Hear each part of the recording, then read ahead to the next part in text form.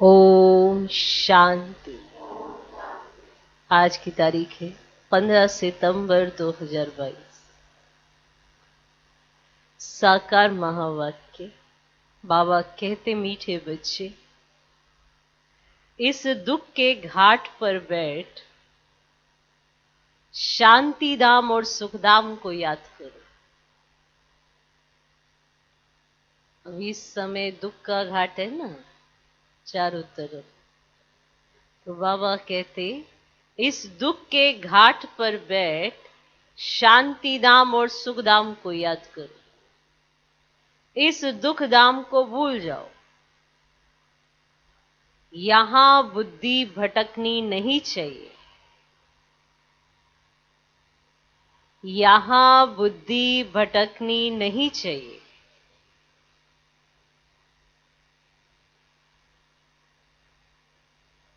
बाबा कहते, मीठे बच्चे, इस दुख के घाट पर बैठ शांति धाम और सुखधाम को याद करो।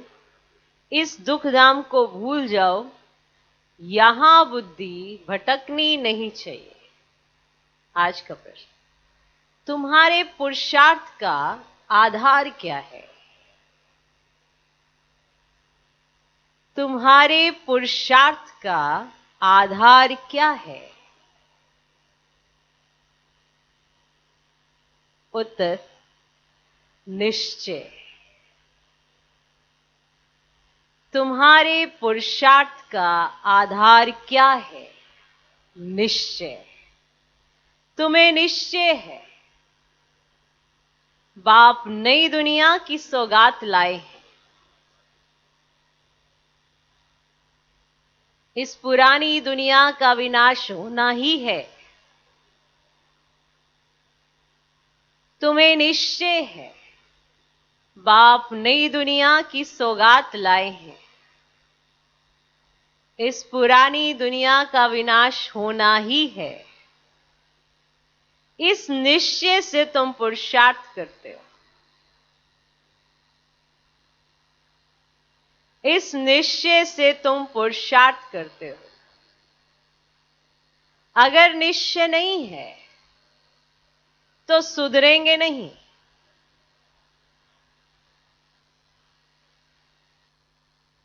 अगर निश्चय नहीं है तो सुधरेंगे नहीं। आगे चल अखबारों द्वारा तुम्हारा मैसेज सबको मिलेगा।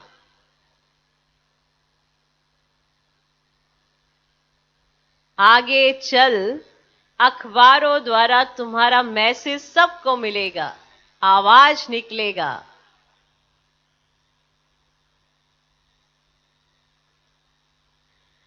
तुम्हारा निश्चय भी पक्का होता जाएगा।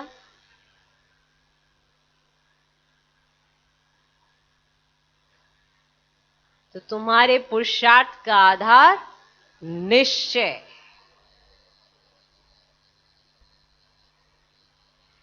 तुम्हें निश्चय है बाप नई दुनिया की सौगात लाए हैं। इस पुरानी दुनिया का विनाश होना ही है।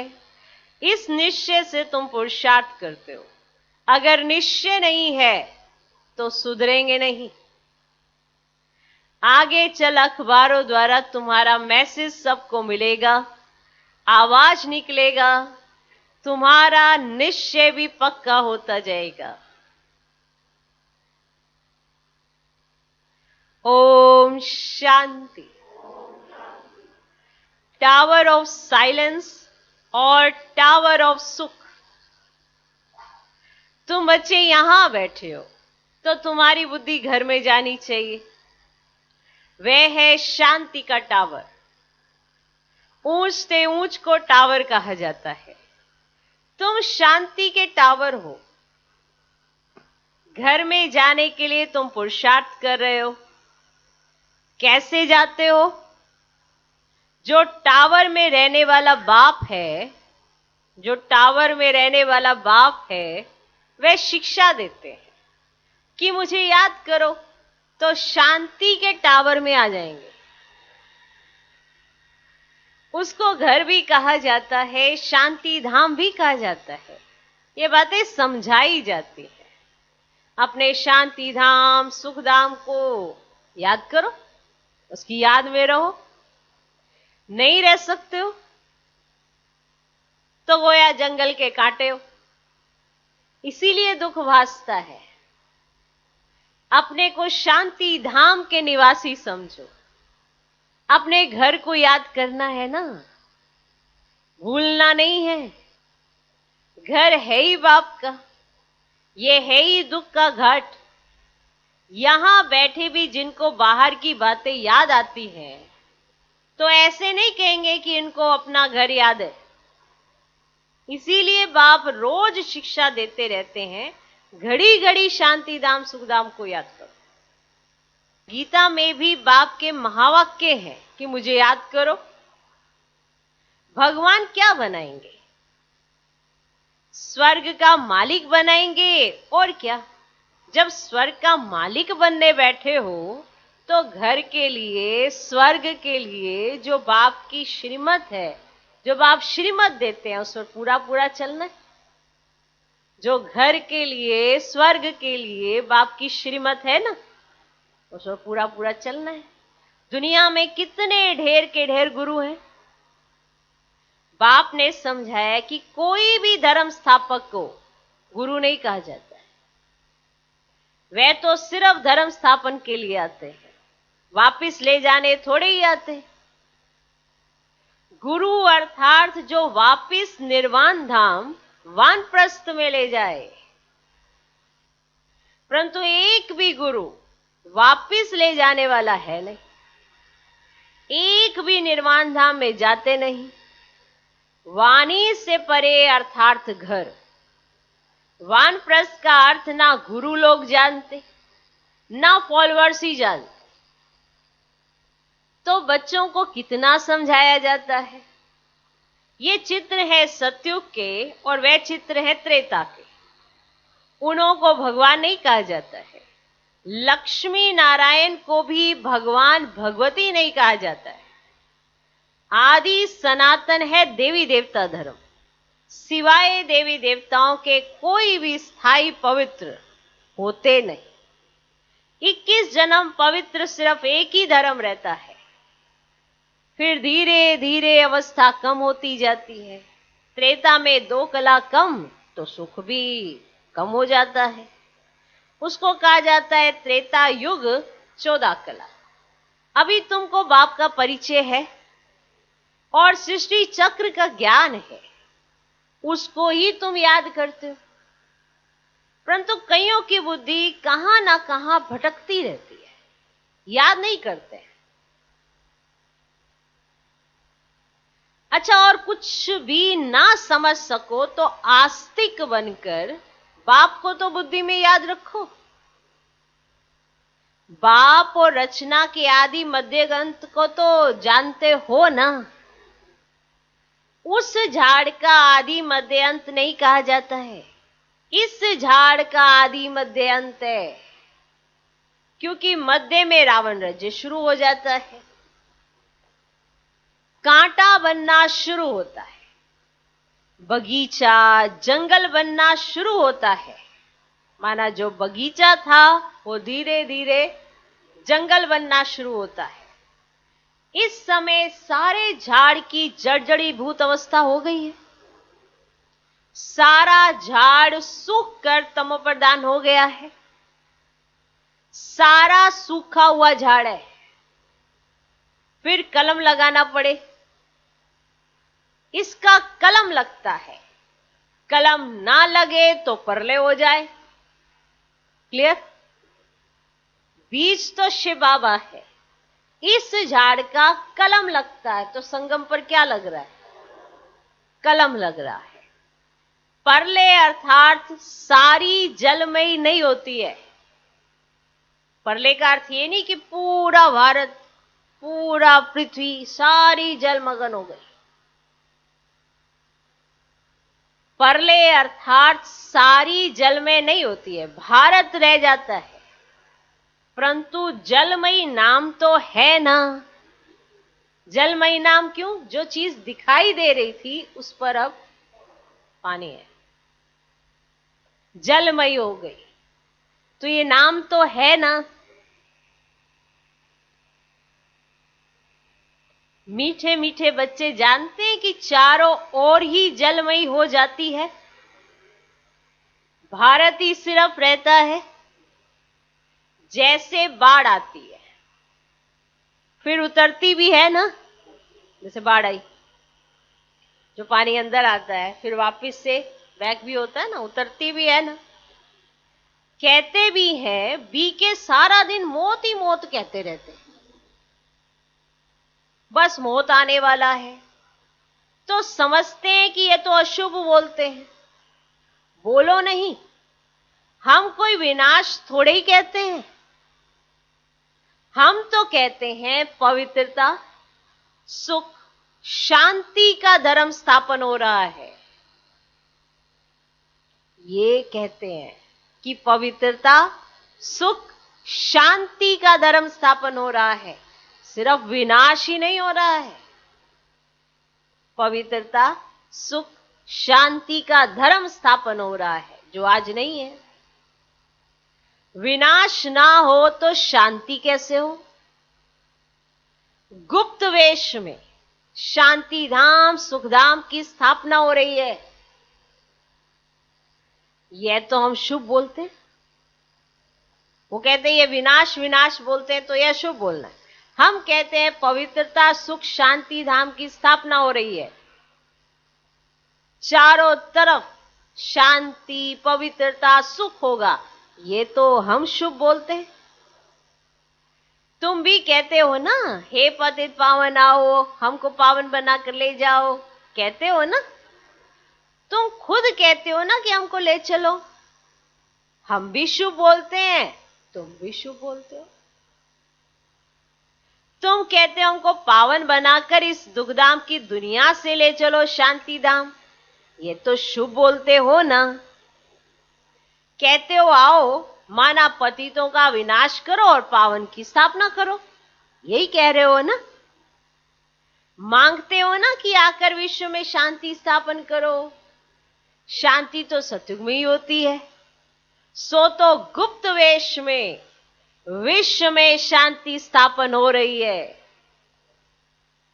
जब तक अर्थ नहीं समझाओ तब तक समझ ना सके। सिवाय बाप के मौत तो कोई दे ना सके। बाप को कालों का काल कहा जाता है।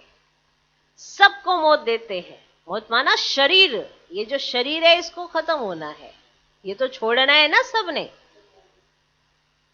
कितने ढेर के ढेर को मौत हो देते हैं। सतयुग में कितने थोड़े मनुष्य हैं, बाकी सबको मौत मिल जाता है, माना सब शरीर छोड़ देते हैं। अब बुलाते ही हो कि पावन दुनिया में ले चलो, तो पावन दुनिया में बहुत थोड़े मनुष्य रहते हैं, शांति रहती है। यह सब बातें समझने और समझाने में कितना सहज है, परंतु बुद्धि में बैठता ही नहीं, क्योंकि समय ही नहीं है बुद्धि में बैठने का। इसीलिए वो तर्क वितर्क करते हैं। वो क्या कहते हैं कि ये सारा दिन विनाश विनाश ही करते हैं, जबकि आप शुभ बोलते हो ना कि ऐसी दुनिया आने वाली है। तो उनकी बुद्धि में ये अच्छी बातें बैठती ही नहीं। तो कहा भी तो जाता है ना, कुंभकर्ण की नींद में सब सोए पड़े हैं, ये नहीं जागेंगे। ये ड्रामा बड़ा विचित्र है। तो ये सारा चक्र बुद्धि में फिरना चाहिए। बाप अगर सारा ज्ञान देते हैं, उनको कहते ही है ना नॉलेज फुल, ज्ञान का सागर है। तो ज्ञान का सागर एक बाप ही है। तुम जानते हो पानी के सागर कितने हैं? कितने हैं? जितने नाम है उतने सागर है। वह सागर एक ही है। सागर तो एक ही है। ये तो एरिया वाइज उन्होंने नाम रख दिए। सागर तो एक ही है। यह तो अलग अलग पार्टीशन करके नाम रख दिए। समझ में आया? सागर एक ही है। लो सुनो, ज्योग्राफी, हिस्ट्री सुनो, पता पड़े कि हुआ क्या था। सागर एक ही है, पर ये जब पार्टीशन हुआ ना तो अलग अलग नाम रख दिए। बाहर सागर तो एक ही है ना, वास्को डिगामा भी सारा चक्र लगाए फिर वहां ही आकर खड़ा हो गया। तो सागर एक ही है, अलग अलग सागर में थोड़ा गया था। सारा चक्र लगाया तभी तो उसने कहा क्या कहा, पृथ्वी गोल है। तो सागर तो एक ही है, बीच बीच में टुकड़ा टुकड़ा कर अलग अलग बना दिया है। तो आज सारा सुनना कैसे कैसे बीच बीच में टुकड़ा टुकड़ा कर दिया, ये हमारा एरिया, ये तुम्हारा एरिया, ऐसे अलग अलग बना दिया। धरनी भी सारी एक ही है, परंतु टुकड़ा टुकड़ा हुई पड़ी है। अब देखो ये सागर है ना, कि बस सागर ऐसे जगह छोड़ देता है तो वहां पे धरनी हो जाती है। अभी बाबा और भी समझाएंगे, अच्छे डिटेल में आपको समझ में आएगा। धरनी भी सारी एक ही है, परंतु टुकड़ा टुकड़ा हुई पड़ी है। तुम्हारा राज्य होता है, तुम्हारा राज्य होता है तो धरनी भी एक ही होती है, राज्य भी एक ही होता है, नौ टुकड़ा टुकड़ा। अब अगर आपको कहे कि आपको फुल पीस चाहिए, माना ये सब अच्छा बड़ा सा चाहिए, या आपको टुकड़ा टुकड़ा चाहिए, कौन कहेगा मुझे टुकड़ा टुकड़ा चाहिए, पूरा ही चाहिए ना। तो राज्य भी एक होता है, नौ टुकड़ा टुकड़ा। तो बाप आकर राज्य देते हैं सारे सागर पर, सारी धरनी पर, सारे आसमान पर तुम्हारा राज्य होता है। मुक्ति में तो सब जाएंगे, बाकी जीवन मुक्ति में जाना कोई मासी का घर थोड़े ही है। मुक्ति में जाना तो कॉमन है, सब वापिस लौटेंगे ना। तो जहां से आए हैं फिर वहां जाएंगे जरूर, तो बाकी नई दुनिया में सब थोड़े ही आएंगे। तुम्हारा ही राज्य है। कोई कोई तो इतना देरी से आते हैं जो पुरानी दुनिया शुरू होने से थोड़ा ही पहले, यानी 200-400 वर्ष पहले आते हैं। ओके, अब ऊपर से उतरेंगे तो जीवन मुक्ति भी तो देखेंगे ना। तो कईयों का बाबा ने कहा 1 जन्म भी होता है, 2 जन्म भी होते हैं, तो वो 100 वर्ष तो जिंदा रहेंगे ही। कोई 100 वर्ष, कोई 120 वर्ष तो सुनाई पड़ जाता है, अभी ऐसे देखने में आया। तो कोई कोई तो इतना देरी से आते हैं जो पुरानी दुनिया शुरू होने से थोड़ा ही पहले, यानी 200-400 वर्ष पहले आते हैं। वे क्या हुआ, माना आधा कल्प में सिर्फ 200-400 वर्ष हैं, वो तब उतरते हैं।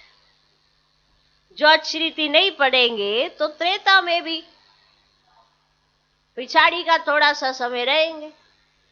अब 16 कला तो बन नहीं सकेंगे, 14 कला के भी पिछाड़ी में आएंगे, तो उनको उनके सामने दुख की दुनिया देखने में आएगी।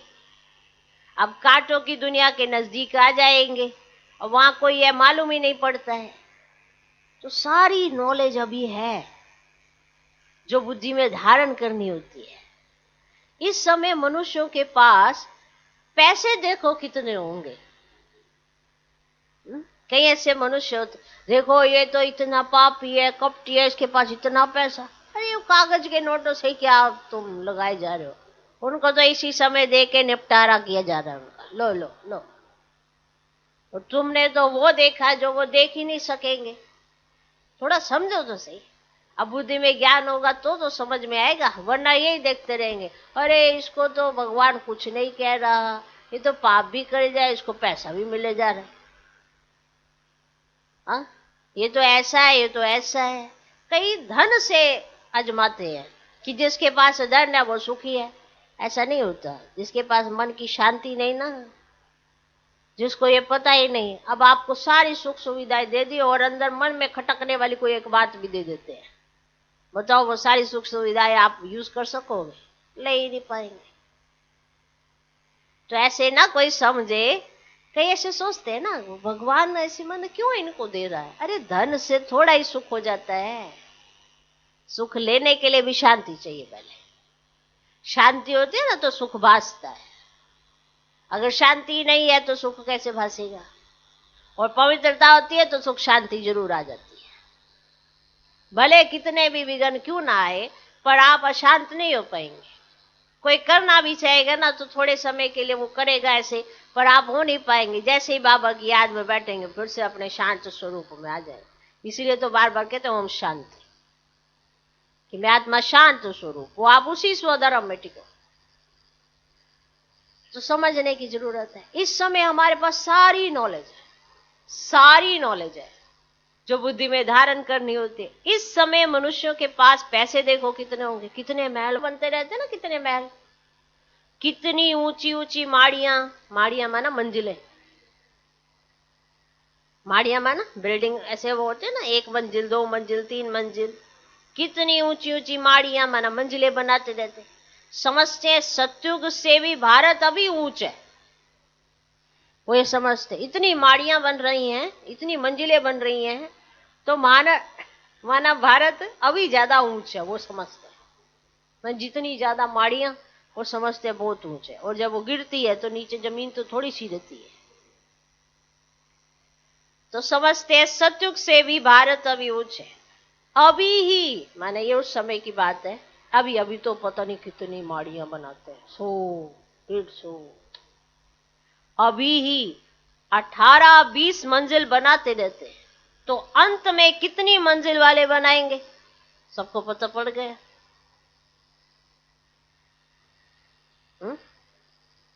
अब सोचो किसी के पास बहुत अच्छी बड़ी ज्यादा जमीन है तो वो मंजिलें बनाएगा? वो तो नीचे ही इतना अच्छा बना देगा, नहीं ना। अब मंजिलें इसीलिए बनाई जाती है क्योंकि रहने के लिए स्थान ही नहीं बचा है। तो सुनो, बाबा आज आपको सारी कहानी सुना रहे, सब बता रहे कि क्या हुआ, कैसे बने। आप बॉम्बे साइड जाओ, कितनी मंजिलें हैं। तो सतयुग त्रेता में तो ये माड़ियां होती नहीं, बाबा माड़ियां कहते हैं ना, ये मंजिलें होती है ना जो, अच्छा फ्लोर माना नहीं होती। द्वापर में भी नहीं होती। ऐसे नहीं कि तुमने मंदिर बनाए तो फिर मंदिरों में भी मंजिलें वाले, द्वापर में भी नहीं होती। यह तो कलयुग में जब आकर बहुत मनुष्य हो जाते हैं ना, तो 2 मंजिल 10 मंजिल बढ़ाते जाते हैं, क्योंकि मनुष्य बढ़ते जाते हैं तो वह जाए कहाँ, धंधा दौड़ी तो बहुत है, तो बड़े बड़े मकान भी बनाते रहते शोभा के लिए। अब जंगल में मंगल होता जाता है, कितने अच्छे अच्छे मकान बनाते रहते, जमीन लेते रहते हैं ना। बॉम्बे पहले क्या थी, क्या थी बॉम्बे पहले? 80-90 वर्ष में देखो क्या हो गई है। पहले तो कितने थोड़े मनुष्य थे, अभी तो देखो कितने मनुष्य हो गए हैं। समुद्र को सुखाया है, अभी भी देखो समुद्र को कितना सुखाया है। पानी जैसे कमती होता जाता है, तो जब पानी कमती होता जाएगा तो वो जमीन छोड़ता जाएगा ना। पानी जैसे कमती होता जाता है, मनुष्य वृद्धि को पाते जाते तो पानी कहां से आएगा? पानी कम होता जाता, समुद्र घटता जाता, धरती छोड़ता है तो मकान बना देते हैं, समझा। फिर पानी चढ़ जाएगा तो कराची व बॉम्बे का बहुत सा हिस्सा पानी में चला जाएगा। तुम जानते हो, और सब खंड खत्म हो जाएंगे, आफतें आने वाली हैं। इसीलिए बाप कहते हैं जल्दी जल्दी तैयार होते रहो। जैसे शमशान में जब आग जलकर खत्म होती है तब लौटते हैं, बाप भी विनाश के लिए आए हैं, तो आधे पर थोड़े ही जाएंगे,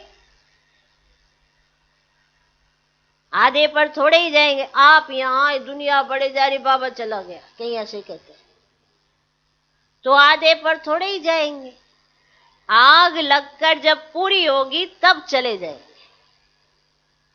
फिर बैठकर क्या करेंगे, समझा। ये पॉइंट याद रखना कि शमशान में जाते हैं ना तो ऐसे पूरा हो रहा था, थोड़ा सा बचते है तब जाते, उठ के ऐसे थोड़ा जलाए, चलो भागो चलो, ऐसे नहीं करते। तो बाबा भी ऐसे आधे में थोड़े ही चले जाएंगे। अभी तो हुआ क्या है,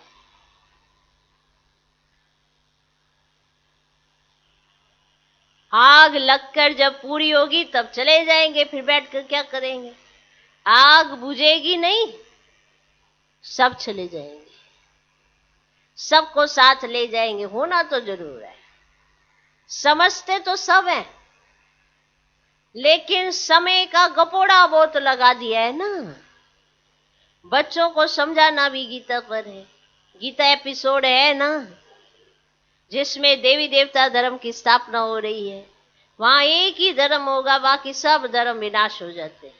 सिर्फ ये गीता ही है जो भगवान ने गाई है। मनुष्यों ने भक्ति मार्ग के लिए बैठ शास्त्र बनाए हैं, ऐसी ऐसी पॉइंट्स धारण कर फिर सुनानी चाहिए। कहते हैं बाबा भूल जाते, धारणा नहीं होती है। बाबा कहते फिर क्या करें? राजधानी स्थापन होती है, इसमें नंबरवार तो सब चाहिए। अब इसमें बाबा क्या करे जो तुम भूल जाते हो? तो ये तो तुमको देखना है कि हमको कौन सा नंबर लेना है।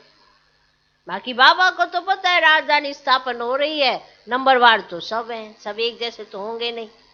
सबके ऊपर कृपा करने की ताकत हो तो बाप स्वर्ग का मालिक सबको बना दे, लेकिन नहीं, अब यह तो बन नहीं है नंबरवार। ये कोई भी समझ सकते कि भगवान आया हुआ है। भगवान जरूर स्वर्ग की सौगात ले आएंगे। नई दुनिया स्थापन करने आते हैं तो जरूर स्वर्ग की सौगात लाएंगे, संगम पर ही आएंगे नई दुनिया स्थापन करने। तुम सुनते हो, निश्चय से पुरुषार्थ करते हो। जिनको निश्चय ही नहीं, वे कब सुधरेंगे ही नहीं। बल्कि इतना भी माथा मारो तो बाबा के अवतरण का पैगाम सबको देना है, मैसेज देना है। आगे चल अखबारों में भी पढ़ी जाएगा। जैसे तुम्हारा नाम बदनाम भी अखबारों द्वारा हुआ, फिर नाम वाला भी अखबारों द्वारा ही होगा। दुनिया तो बहुत बड़ी है, सब जगह तो तुम बचियां जा नहीं सकेंगी। कितने शहर है, कितनी ढेर भाषाएं हैं, अखबारों द्वारा सब जगह आवाज पहुंच जाता है। कोई भी आएगा कहेगा हाँ अखबारों द्वारा आवाज सुना है, तो तुम्हारा नाम अखबारों द्वारा ही होगा। ऐसा नहीं समझो कि सब तरफ तुमको जाना पड़ेगा, फिर तो पता नहीं कितना समय लग जाए। अखबारों द्वारा ही एक्यूरेट सुनेंगे। तुम कहते भी हो कि बाप को याद करो तो पाप कट जाएंगे, तो अखबारों में तो पढ़ना ही है ना, ये बात भी तो पढ़नी है ना। तो अब तुम्हारा नाम बाला होगा तो फिर बढ़ता जाएगा। जैसे कल पहले पता पड़ा होगा वैसे ही समय पर पड़ेगा, तो सबको मैसेज मिलेगा। युक्तियां चल रही हैं, बहुत अखबार वाले डालेंगे, किसको बुद्धि में बैठा और डाल देंगे, तो सब धर्म वालों को मालूम पड़ जाएगा। तब तो कहेंगे ओहो प्रभु तेरी लीला। तो पिछाड़ी में बाप की याद सबको आएगी, परंतु कुछ भी कर नहीं सकेंगे। तो ये खेल है ना, खेल को जान जाएंगे तो 84 चक्र का खेल सब अखबारों में पड़ जाएगा। जहां भी जाओ अखबार जरूर निकलते हैं, तो अखबार द्वारा सबको आवाज तो पहुंचता है ना। तुम्हारी बातें तो सबसे ऊंच है ना। विनाश का समय भी तो जरूर आना ही है ना, ड्रामा प्लान अनुसार। तो जैसे कल पहले मालूम पड़ा होगा, अभी भी पड़ेगा। धीरे धीरे स्थापना होती है ना। संगम युग याद पड़े तो स्वर्ग भी याद पड़े। अब स्वर्ग को याद करो और मन मना भव, तो बाप को भी याद करो तो बेड़ा पार हो। जब तक विनाश ना हो शांति कहां से आए? विनाश का नाम ही कड़ा है। मनुष्य सुनकर बहुत डरते हैं। अब यह तो राइट बात है ना। पतित दुनिया में अनेक दुख है, पावन दुनिया में अनेक सुख है, और बाप देखो सौगात कैसी लाते हैं। अच्छा, मीठे मीठे सिकल दे बच्चों प्रति, माता पिता बाप दादा का याद प्यार और गुड मॉर्निंग। रूहानी बाप की रूहानी बच्चों को नमस्ते। हम रूहानी बच्चों की भी रूहानी बाप को नमस्ते नमस्ते नमस्ते। Good morning good morning good morning. धारणा के लिए मुख्य सार, पहला पॉइंट, पढ़ाई को अच्छी तरह पढ़कर उच्च पद पाना। पढ़ाई को अच्छी तरह पढ़कर ऊंच पद पाना है। आफ्ते आने के पहले नई दुनिया के लिए तैयार होना है। आफ्ते आने के पहले नई दुनिया के लिए तैयार होना है।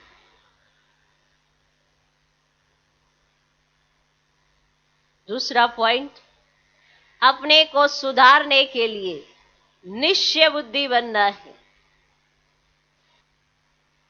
अपने को सुधारने के लिए निश्चय बुद्धि बनना है।